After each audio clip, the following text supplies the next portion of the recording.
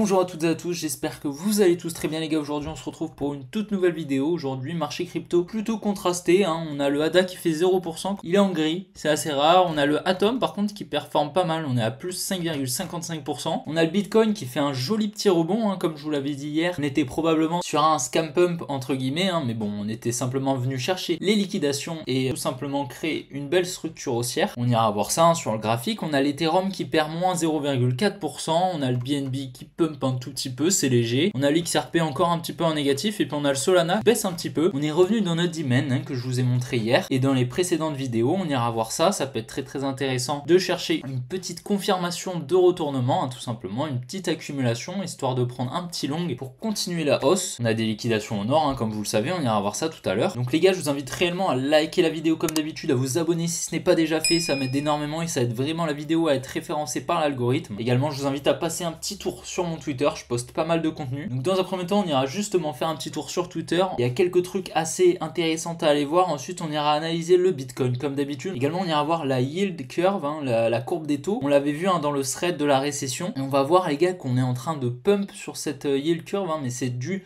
principalement au rendement à 2 ans qui sont en train de baisser, donc c'est super, on est très proche du neutre, on ira voir ça. Puis on ira analyser le Naka, très intéressant, projet très intéressant, et la chart est hyper bullish. On ira analyser également le Matic, le Solana et le Track. On a des setups qui sont en train de se dessiner, j'ai pris que des cryptos où il y a des setups intéressants qui se dessinent, hein. On va pas principalement analyser des cryptos, on va vraiment trouver des setups intéressants, des analyses que j'avais fait dans le passé et qui sont pour le moment en train de se passer parfaitement. En tout cas les gars, on est parti pour le début de la vidéo. Donc voilà, hein, je vous ai partagé ça sur Twitter. Donc on a notre yield curve, hein, comme vous pouvez le voir. On est en train de pump réellement, hein, sur cette dernière semaine. Très clairement, on est à moins 0,32%. On n'a jamais été aussi haut depuis octobre 2022. Ça fait un an qu'on n'a jamais été aussi haut, hein, comme vous pouvez le voir, c'était par ici. Donc ça fait extrêmement plaisir. Pourquoi? Parce que lorsqu'on aura passé les 0%, ça va être là où l'économie va commencer à craquer et quelques mois après, on aura le début de la récession. Donc pour vous rappeler, hein, la yield curve, c'est les rendements obligataires à 10 ans moins les rendements obligataires à 2 ans. Donc qu'est-ce que ça veut dire? Plus les rendements sont hauts, plus le risque est élevé. Donc c'est pricé par la smart money, hein, tout simplement. C'est toujours la smart money qui crée ces mouvements. Et rien n'est fait au hasard, hein. Comme vous le savez, c'est Aladdin qui fait tous ces calculs pour calculer toutes les probabilités pour le futur. Et donc voilà, on voit que en ce moment, la smart money commence à pricer un risque plus bas sur 2 ans. Ça veut dire clairement que la récession va arriver dans moins d'un an. Donc c'est vraiment super, hein. Une fois qu'on sera là, on aura d'énormes opportunités et j'ai vraiment hâte que ça arrive. Et c'est pour ça que je vous invite vraiment à vous abonner, hein, dès qu'on va y arriver, dès qu'on aura les opportunités, bien sûr que je vais vous les partager immédiatement. Et donc si vous voulez en profiter, bien sûr, abonnez-vous les gars, c'est gratuit et ça me fait extrêmement plaisir. Également les gars, on a Lamcito qui nous a partagé, en fait on a un petit groupe avec tous les jeunes influx crypto qui sont en train d'émerger. Donc moi je suis plus petit, hein, je vous avoue, je suis celui qui a la plus petite communauté. Après je suis un qui est arrivé assez tard également. Mais donc voilà, on a en vulgarisation, on en a quelques-uns, en low cap également on en a encore plus. Et en actu aussi, on en a quelques-uns. En tout cas, je vous invite vraiment à aller voir tous les profils Twitter. Il y a du contenu de qualité, c'est top. Moi, je suis le seul en trading, malheureusement, mais bon, c'est pas très grave. Et franchement, dans Solo, les gars, il y a énormément de choses à aller voir. C'est extrêmement intéressant. Je vous invite vraiment à aller voir. C'est sur mon compte Twitter. J'ai repost le tweet, donc vous le verrez immédiatement. Et ça peut vraiment vous aider, hein. Comme vous le savez, moi, je suis plutôt orienté trading. Et c'est vrai que je fais peu de vulgarisation, à part en Smart Money Concept. Et c'est vrai que les low cap, c'est pas du tout ce que je recherche. Moi, je suis vraiment sur les performances en trading. Après, c'est vrai que je fais quelques actus économiques crypto, mais c'est vrai que c'est quand même pas ma spécialité. Donc si vous voulez aller voir, ça peut être complémentaire de mes analyses ainsi que de vos analyses en trading. Également les gars, hier on a Crypto Fuego qui a fait une vidéo sur un projet très prometteur. C'est un projet orienté gaming, donc c'est vrai que moi le fondamental sur les projets c'est pas ma spécialité. C'est vrai que je regarde pas vraiment quel projet est intéressant, je regarde surtout l'inflation du token ainsi que la chart. C'est vraiment ça qui me dit si le token est bullish ou non. Et on verra que déjà le projet est intéressant et en plus de ça on ira voir tout à l'heure sur la chart, c'est extrêmement bullish, hein. On a la smart money qui protège toutes ses positions antérieures, donc vraiment c'est vraiment bullish et on a eu une magnifique accumulation durant le bear market qui nous promet probablement un très beau bull run. On ira voir ça tout à l'heure sur le graphique. Mais avant ça, on est donc sur Bitcoin, hein, comme vous pouvez le voir. Donc hier on avait eu ce gros mouvement baissier, hein. Je vous avais dit que c'était probablement un scam pump, hein, et moi c'est ce que je m'étais dit et honnêtement on a eu une jolie réaction. Maintenant ça veut pas dire qu'on est passé bullish en lower time frame, hein, mais pour le moment une jolie réaction, hein, c'est normal étant donné qu'on a libéré énormément d'ordre. Donc afin d'effectuer la mitigation de tous ces ordres, c'est évident qu'on a un petit rebond. Et maintenant je pense que ça va être un rebond qui va s'installer dans le temps et qu'on va commencer à pump. Tout simplement on est en train de créer des equal high ici, on est venu en lower time frame créer des equal high qu'on est venu liquider, mais on en a créé des nouveaux ici. Donc on est venu liquider, on a eu comme d'habitude une petite réaction. Maintenant je pense ce qui est tout à fait possible c'est qu'on vienne par là, revenir dans cette supply. Si on doit avoir un retournement, ça se fera ici, hein. On ira voir les liquidations tout à l'heure, mais on a pas mal de liquidations jusqu'à là et on a un petit gap juste ici. Si on est réellement bearish et qu'on doit avoir un retournement, ça se fera dans cette supply. Maintenant moi je pense pas, hein. Je pense évidemment qu'on va avoir une réaction, mais comme vous pouvez le voir on est vraiment juste en dessous de toutes ces liquidités. On en a également au nord, donc le moment où on va commencer à liquider, je pense qu'il y aura réellement une accélération haussière. Donc je vais voir si j'arrive à me placer. Pour le moment j'ai pas de setup, donc c'est vrai que c'est dommage. Par contre j'aurai sûrement un setup plus haut lorsqu'on aura un retournement pour aller tout simplement à la cave les gars. Donc si on regarde rapidement les liquidations, donc là on est en 1 week, comme vous pouvez le voir on a très peu de liquidations au sud sur du court terme, hein. Il y a énormément de gens qui short, on a pas mal de liquidités au nord, hein. Je vous ai dit juste au-dessus du prix, on a un petit gap juste là, bon il y en a quand même quelques-unes hein, liquidations. Je vous rappelle hein, que c'est pas les liquidités, c'est les liquidations, c'est totalement différent, du coup c'est les ordres de liquidation, donc ça peut être les stop loss très probablement, et surtout les liquidations, les margin call des traders qui trade avec du levier. C'est pas du tout mauvais hein, de trader avec du levier à partir du moment où on a un risk management. Mais bien sûr, c'est pas du tout la liquidité, je veux dire les ordres, etc. Ça se voit pas sur cette heatmap. Et ça, on le voit plutôt sur les graphiques ou par exemple l'open interest, les trucs comme ça. Mais moi, je regarde pas du tout ce genre de trucs. Les graphiques me suffisent amplement. Les liquidations de trendline, etc. C'est bien plus précis, je trouve, que ce genre de graphique. Même les liquidations, hein, c'est pas quelque chose qui m'intéresse tant. C'est vraiment pour que vous compreniez vraiment où elle se situe et comment on peut être attiré par justement ces liquidations. Donc bien sûr on a énormément de liquidations au sud, hein, comme vous pouvez le voir, mais on en a bien plus au nord, hein. On en a énormément comme vous pouvez le voir, c'est assez aberrant. Et hier donc on est venu en chercher une grosse partie ici, qu'on est venu accumuler juste là, et puis à présent je pense qu'on va être attiré au nord, et puis on va accumuler en plus des liquidités au sud qui nous permettra de faire aimant lorsqu'on devra tout simplement baisser. Donc j'ai vraiment hâte de ce moment-là parce que lorsque je serai rentré en short au bon moment et qu'on va se faire attirer au sud, on aura vraiment une jolie opportunité de faire pas mal de cash et de les replacer lors du TP plus au sud, hein, vers les 21-22 000. Je pense que c'est tout à fait possible, même je suis sûr très clairement qu'on va passer en dessous des 23 000.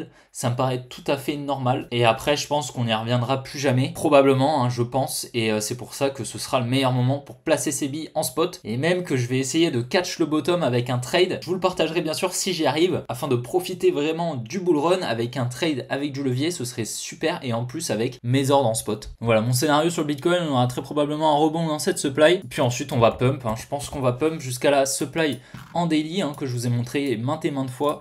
Juste là, je pense que c'est tout à fait possible, et en plus on récupérera tellement de liquidités qu'ici on pourra avoir une petite distribution en leur time frame afin de rebaisser, et c'est ici que je reprendrai un short. Ça serait vraiment super. Pour le moment je pense qu'on est bullish, hein, comme vous pouvez le voir. On est en train de créer bien sûr de la liquidité au sud avec cette jolie trendline ici, mais par contre comme vous pouvez le voir on est en train de protéger tous ces lots, hein. On vient pas les casser, et c'est pas anodin du tout, étant donné que très probablement on va avoir un mouvement haussier, donc aucun intérêt pour la smart money de mettre en négatif ces ordres ici. Donc elle les protège, elle vient pas en dessous, elle a injecté énormément d'ordres ici, ce qui fait qu'elle les protège, et on va probablement avoir un pump. Elle prendra des profits au nord en distribuant tout simplement. Lorsqu'elle aura la libération de tous ces ordres, elle prendra des profits et injectera des ordres en short. Et nous, on essaiera justement de timer ce moment-là et d'être de son côté. À présent, les gars, on est sur le Nakamoto. Donc le Naka, donc le ticker c'est le Naka, N-A-K-A. Donc, comme vous pouvez le voir, les gars, il y a plus d'un an, on a eu une magnifique accumulation. Donc déjà, le projet est assez prometteur, hein. C'est un projet gaming sur le mobile. En tout cas, je vous invite vraiment à aller voir la vidéo de Crypto Fuego, extrêmement intéressante, et il explique tout très très bien.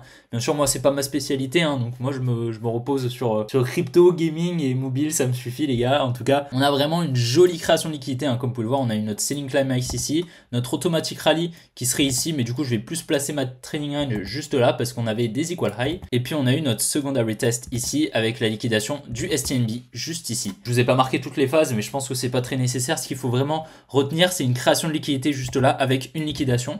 On a eu notre changement de structure juste ici, et puis juste après on a fait des plus hauts, on a eu une énorme injection d'ordre, hein. Comme vous pouvez le voir on a eu un gros mouvement haussier. C'est un projet qui a déjà fait x10 depuis l'accumulation. Donc c'est vrai qu'on arrive un peu tard, mais comme vous allez le voir, on est vraiment en train de protéger toutes les positions. Donc je pense que le projet est assez bullish et ça m'étonnerait pas du tout qu'il performe pas mal au prochain bull run et qu'on en entende parler. Donc comme vous pouvez le voir ici, on a une jolie réaccumulation. On va peut-être se mettre en weekly, on verra peut-être un petit peu mieux. Voilà, donc ici on a une jolie distribution, ici on a une jolie accumulation, ce qui nous forme une réaccumulation tout simplement pour faire des plus hauts et ce qui nous forme une belle structure haussière comme ceci. Comme vous pouvez le voir, on est revenu dans la demand la plus pertinente. Pourquoi c'est la plus pertinente? Car c'est elle qui a effectué la mitigation de cette demand. Donc c'est elle qui est revenue dans cette demand à l'intérieur pour tout simplement refermer les ordres en négatif. Donc à présent, les ordres en négatif se trouvaient dans cette demand. Et donc cette demand, pourquoi elle était pertinente? Parce que c'est elle qui a permis la libération de tous les ordres de la trading range. Donc on est venu tout simplement refermer tous ces ordres. Ensuite on est venu accumuler, comme vous pouvez le voir, on avait créé la liquidité ici, un petit peu partout, on est venu passer juste en dessous, malgré que ce soit un petit peu subtil, hein. J'aime bien quand on passe un tout petit peu plus. Je pense que ça a été suffisant, hein, comme vous pouvez le voir. Après on a eu 2 injections énormes ici et ici. Et donc après on revient en daily, hein. Comme vous pouvez le voir, on est revenu encore une fois protéger les ordres, hein. À chaque fois on revient protéger ces ordres. Donc là on protège les ordres injectés ici, les ordres injectés ici, qui ont permis le gros mouvement haussier. Et là encore une fois, on a créé une accumulation, encore des equal low ici qu'on est venu liquider. Là pour le coup on a une jolie liquidation, donc ça c'est le STNB tout simplement, et là les secondary test. Et là du coup on a bien sûr une distribution, un buying climax, automatic rally, secondary test, up trust ici, cassure de la structure, et ensuite on descend, on accumule et on vient liquider juste ici, on injecte des longues. Encore une fois, on revient dans la demand la plus pertinente. Pourquoi c'est la plus pertinente? Encore une fois, je vous le répète à chaque vidéo, hein, les gars, mais vraiment c'est un concept qui est pas facile à comprendre. C'est bien sûr la demand qui a permis la libération des ordres à la cassure de cette résistance pour les retails, ce qui fait du coup qu'on est venu les refermer. Les retails appelleront ça un pullback, nous on appelle ça une mitigation parce qu'on apporte de la compréhension au marché tout simplement. Donc à présent sur du plus court terme, qu'est-ce qu'on voit? C'est qu'on a cette demand, hein, qui est extrêmement pertinente, je vais vous la tracer. Voilà, donc on a cette demand qui pour moi ce sera ma zone de rechargement pour du long terme sur le Naka. Pourquoi? Parce qu'on est venu casser cette résistance pour les retails avec cette demand, et c'est cette grosse demand qui a permis la mitigation de celle-ci. Bien sûr, on n'est pas du tout à l'abri de faire des plus bas, hein, de passer en dessous afin de créer une plus grosse structure en higher time frame. Moi personnellement, c'est vraiment pas ce que je privilégie. J'ai vraiment l'impression que la smart money veut protéger ses positions en longue, donc ça m'étonnerait pas du tout ici qu'on vienne descendre juste là et ensuite repartir. Et là, comme vous le voyez, on est en train de créer un petit peu de liquidité. Ce qui serait super, c'est qu'on passe en dessous pour ensuite revenir dans la demand et ensuite repartir. Ça serait vraiment magnifique. En plus de ça, on est en train de créer des equal low, donc ça nous créerait un petit peu de liquidité qui nous permettrait d'avoir une jolie accumulation totalement fractale. Bien sûr, le Naka, je vais peut-être pas prendre un trade dessus. En plus de ça, il n'est pas listé sur tous les exchanges. Par contre, sur du spot, ça peut être extrêmement intéressant.